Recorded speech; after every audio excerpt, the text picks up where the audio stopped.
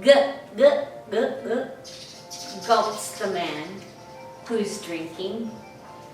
Cold water's refreshing after working and thinking. Grace, like a cold drink, never blames or scolds. With grace comes more time to do what we're told. Grace, God's riches at Christ's expense. When God made us, He had a plan.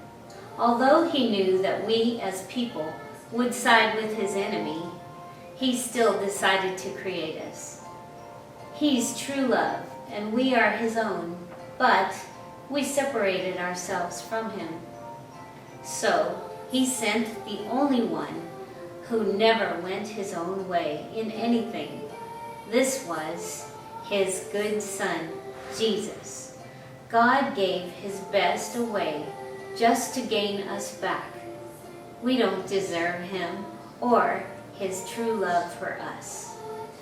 And that means that grace is God's riches at God's expense.